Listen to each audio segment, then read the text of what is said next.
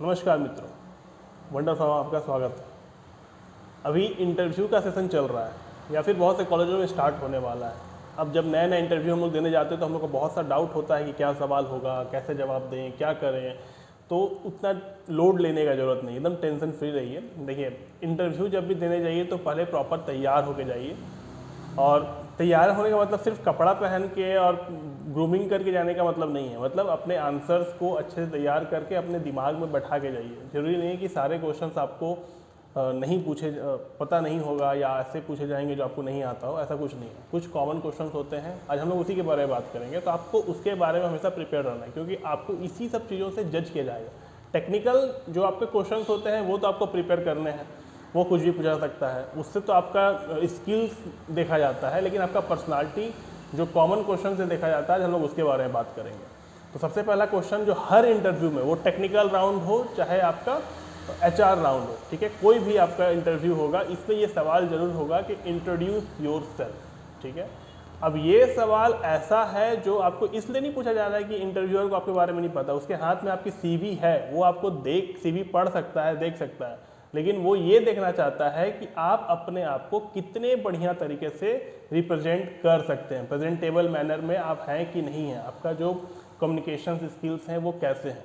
ठीक है, तो आप हमेशा इसका आंसर एकदम शॉर्ट में, छोटा होना चाहिए, कंसाइज होना चाहिए, एक्यूरेट होना चाहिए। आपके बारे में जो भी आंसर होंगे, ये 3 चीज़ें उसमें होनी चाहिए। 2 से 3 मिनट में इसको कंप्लीट कर देना है। ठीक है, दूसरा चीज़ उसमें ध्यान देना है आपको कि आपके CV में सारा चीज़ लिखा हुआ है, जो आप बोलने वाले हो सारा चीज़ CV में लिखा हुआ है, लेकिन इसमें 2-3 पॉइंट ऐसे भी ऐड करिए जो आपके CV में नहीं है और वो आपको डिफाइन करता हो, आपका कोई क्वालिटी बताता हो, साथ में इंटरव्यूअर को डिस्ट्रैक्ट कर सके आपके CV से, आपको देखने के लिए मजबूर कर सके कि आपको वो देखे, आपका बात सुने।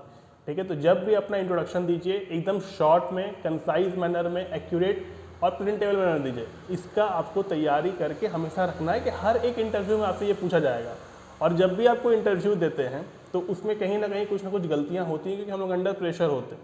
मैंने कई इंटरव्यू दिया, मुझे याद है जब पहला इंटरव्यू था तो बहुत ज़्यादा प्रेशर था। तो हम लोग अंडर प्रेशर होते हैं, अंडर प्रेशर होने के समय हम लोग कई गलतियां करते हैं। तो आपको उस चीज़ को बाद में एनालाइज करना है सेकंड इंटरव्यू, थर्ड इंटरव्यू के लिए, कि आप वो गलतियां ना करें।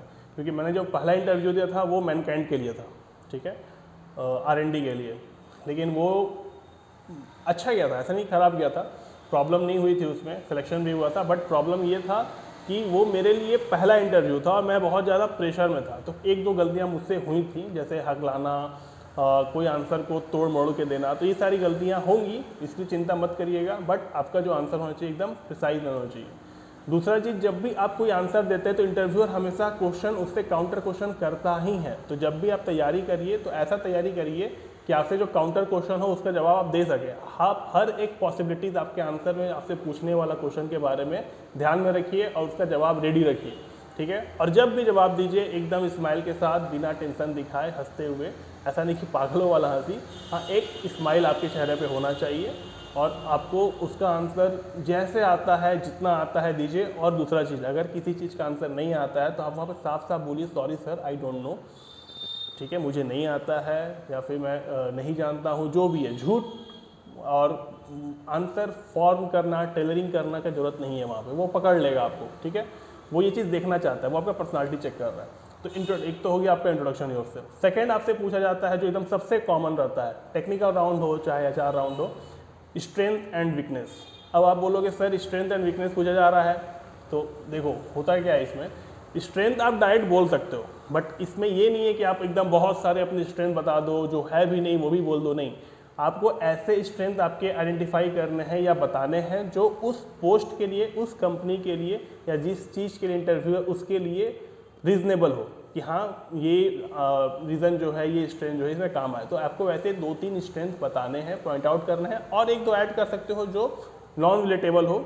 ठीक है, लेकिन ऐसे ही बताने हैं जिसमें ज़्यादा ना हो, 2-3-4 मैक्सिमम स्ट्रेंथ हो, उसको आप डायरेक्टली बता सकते हो। लेकिन जब वीकनेस की बात आती है तो वीकनेस एक निगेटिव पॉइंट है, और जब आप निगेटिव पॉइंट बात करते हो इंटरव्यू में तो आपको डायरेक्टली निगेटिव नहीं बोलना है, ये एक गलत इंप्रेशन पड़ता है। जब आप कोई अपना वीकनेस बता रहे हो तो ठीक है, वीकनेस आपका रियल होना चाहिए। ऐसा नहीं होना चाहिए कि मैं बहुत डिटेल ओरिएंटेड हूँ, मैं डिटेल्स बहुत ज़्यादा देखता हूँ चीज़ों में, मैं बहुत ज़्यादा फोकस रहता हूँ। ठीक ठीक है। इस तरह की चीज़ें नहीं बतानी है कि आपका वीकनेस है, नहीं, ये लगता है कि आप अपना बड़ाई कर रहे हो, झूठ बोल रहे हो, ठीक है। ऐसा टेलरिंग नहीं करना है। आपको वीकनेस में बात करनी है कि हाँ आपका कोई रियल वीकनेस है, जैसे आप पंक्चुअल नहीं हो, आप कभी कभी लेट पहुंचते हो, तो आप उसमें ये बोलो कि हाँ मैं कभी कभी लेट हो जाता हूँ, या मुझे लेट पहुंचने की आदत बन गई थी, लेकिन मैं इस पर काम कर रहा हूँ, उससे बहुत सुधार हो रहा है। उसको एक पॉजिटिव वे में प्रेजेंट करना है, हमेशा पॉजिटिव वे में बोलना है, कभी निगेटिव वे में बोलने की कोशिश मत करिएगा, ठीक है। इससे एक गलत इंप्रेशन पड़ता है। फिर आपसे जो तीसरा क्वेश्चन पूछा जाता है वो होता है कि कभी कभी होता है ये सवाल जो है, इन दो क्वेश्चन का कभी कभी ऐसा होता है कि आपसे इंटरव्यूअर पूछ देता है कि ऐसा कुछ बताइए जो आपके सीवी में नहीं है, ठीक है। वो इसलिए पूछता है कि हो सकता है कि उसको आपसे कुछ क्वेश्चन पूछना हो, या आपको और थोड़ा सा वो जानना चाहता हो, ठीक है, या आप चेक कर रहा हो कि अगर इसको हम थोड़ा सा प्रेशर देते हो तो कैसा परफॉर्म करता है, ठीक है। तो इसमें आपको अपना एक या दो ऐसा कोई कहानी दिमाग में बैठा के रखिए, ठीक है, बना के रहिए, जो 2-3 मिनट का ही कहानी होना चाहिए। इंटरव्यू में ज़्यादा चीज़ लंबे नहीं बतानी है, 2 से 3 मिनट का होना चाहिए, जिसमें वो या तो आपका कोई अच्छा काम, आपका कोई एक क्वालिटी, या आपका कोई गुडविल, या आपने कहीं पे कभी किसी तरह का वॉलंटरी काम किया हो, इन सब चीज़ों के बारे में वो बात कर रहा हो, जो आपको एक अच्छा पॉजिटिव वे में रिप्रेजेंट करे, ठीक है। ऐसा एक दो कहानी आपके पास होना चाहिए जो 2 से 3 मिनट में ख़त्म हो जाना चाहिए, ठीक है। उसके बाद जो तीसरा सबसे ज़्यादा सवाल पूछा जाने वाला क्वेश्चन है वो है what do you want to join us, ठीक है। ये सवाल है why do you want to join us, you है, बट ये आपके लिए नहीं है, आपसे आपके बारे में नहीं पूछ रहा है। ये देखना चाहता है कि आप कंपनी के बारे में कितना जानते हो। यहाँ आपको रिसर्च करने की ज़रूरत है। आप जब भी किसी भी कंपनी के लिए बैठते हो, किसी पोस्ट के लिए बैठते हो, तो आप उस कंपनी के बारे में रिसर्च करो, ठीक है। जैसे मान लो एग्जांपल के लिए कि सिप्ला ने आया, सिप्ला आई है आपको लेने के लिए, या फिर आप किसी कॉलेज में भी जब ज्वाइन करने जाते हो ना, जैसे MBA वगैरह करने जाते हो, तो वहाँ पे भी इंटरव्यू होता है। M.Pharm करने जाओगे वहाँ भी इंटरव्यू होता है, ठीक है। तो जब इंटरव्यू होता है तो वहाँ भी यही सारे सवाल पूछे जाते हैं और इसी तरह से जवाब देना होता है। तो वहाँ पे आपसे पूछा जा सकता है कि आप इस कॉलेज को क्यों ज्वाइन करना चाहते हो, और जब आप जॉब के लिए आते हो तो आपसे पूछा जाता है कि आप इस कंपनी को क्यों ज्वाइन करना चाहते हो। तो यहाँ पे आपको उस कॉलेज या कंपनी के बारे में रिसर्च करनी है, अच्छे से देखना है कि कॉलेज या कंपनी कैसा है, कितना रेपुटेशन है, जैसे अगर कंपनी है तो कितना टर्नओवर है, क्या सेल है, मार्केट में लिस्टेड है कि नहीं, नेशनल स्टॉक एक्सचेंज या बॉम्बे स्टॉक एक्सचेंज में कैसा परफॉर्म कर रहा है। उसका 2, 3, 4 ऐसा पॉइंट आपके पास होना चाहिए जो आपके लिए अपीलिंग हो, कि आप उसमें सूटेड बैठते हो, ठीक है। तो आप वो 2-3 पॉइंट को दिमाग में रखो, जब आपसे ये सवाल पूछा जाए तो आप उसको इसका जवाब उसी मैनर में दो कि हाँ ये आपकी कंपनी की क्वालिटीज़ हैं, इसलिए मैं इसको ज्वाइन करना चाहता हूँ, क्योंकि मुझे लगता है कि ये मेरे लिए ज़्यादा सूटेबल है, मैं इस वर्क प्लेस में या वर्क इन्वायरमेंट में काम कर सकता हूँ, ठीक है। कुछ ऐसा आपका आंसर होना चाहिए। उसके बाद आपसे एक सवाल पूछ सकता है जो मुझसे हमेशा पूछा गया है कि जब आप इस कंपनी को ज्वाइन करोगे तो आप इसको कितने दिन तक काम करोगे इस कंपनी में, ठीक है। तो ये एक ट्रिकी क्वेश्चन है एक तरीका का। तो यहाँ पे आपको जो जवाब देना है, आपको ये जवाब देना है कि 2 साल 3 साल नहीं, या बोलिए कि मैं जब तक बेनिफिशियल रहूँगा इस कंपनी के लिए मैं तब तक इसके लिए काम करूँगा। जिस दिन ऐसा लगे कि मैं बेनिफिशियल नहीं हूँ, या मुझे ऐसा फील होगा या ऐसा कहा जाएगा, उस दिन मैं खुद ब खुद कंपनी से स्टेप आउट कर जाऊँगा, ठीक है। इस तरह का जवाब आपके पास होना चाहिए, कभी भी ऐसा नहीं कि 2 साल 3 साल ऐसा कुछ भी नहीं। फिर अगला क्वेश्चन पूछा जा सकता है आपसे कि आप कैसे बेटर कैंडिडेट हैं बाकी जो बाहर कैंडिडेट बैठे हैं उनसे, ठीक है। तो यहाँ पे ये जो सवाल है इसमें कभी भी आपको किसी कैंडिडेट को नीचा नहीं दिखाना है, आपको हमेशा ऐसा जवाब देना है जो ये बताए कि आप बेटर हैं लेकिन दूसरों को कंपेयर किए बिना, दूसरों को नीचा दिखाए बिना। जैसे आप बोल सकते हैं कि बाकी कैंडिडेट में भी बेटर होंगे मेरे से, या किसी फील्ड में बेटर हो सकते हैं, बट कंपनी या इस जॉब के लिए जो रिक्वायरमेंट है, जो चीज़ें चाहिए, जो क्वालिटीज़ चाहिए, वो मुझे लगता है कि मुझ में है, इसलिए मैं बेटर कैंडिडेट हूँ। कुछ इस तरह का आंसर आपके पास होना चाहिए, ठीक है।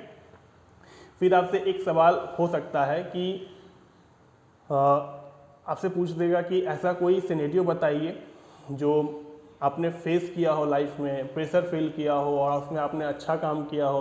तो आपको यहाँ पे ज़्यादा टेंशन लेने की ज़रूरत नहीं है। हो सकता है कि आपने स्कूल में कभी कोई मैच खेला हो, कोई स्पोर्ट्स में पार्ट किया हो, उसमें प्रेशर वाला मैच हो, आपने वेल परफॉर्म किया हो, या फिर आप कभी फेल हुए हो, आपको टेंशन हुआ हो, आप हमेशा अच्छा परफॉर्म करते हैं, अचानक से नंबर कम आ गया, फेल हो गए। इस तरह कुछ भी एक आपके पास कहानी होना चाहिए जो उनको बताना है, जो उनको लगे कि हाँ ये रीजनेबल है, ठीक है।